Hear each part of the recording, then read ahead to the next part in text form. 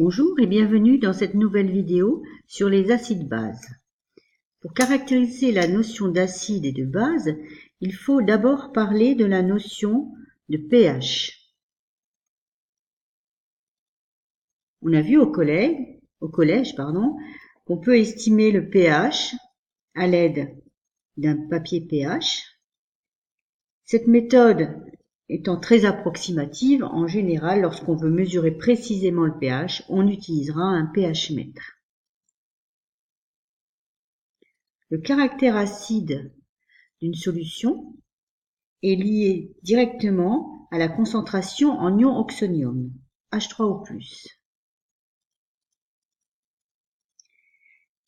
Dans une solution aqueuse diluée, le pH est donné par pH égale moins log de la concentration en H3O+.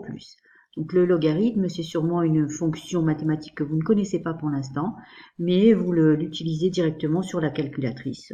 Et on verra comment ça se fera. Donc, on peut aussi, à ce moment-là, inversement, calculer la concentration en H3O+, à partir de la connaissance du pH avec la relation H3O+ égale 10- pH.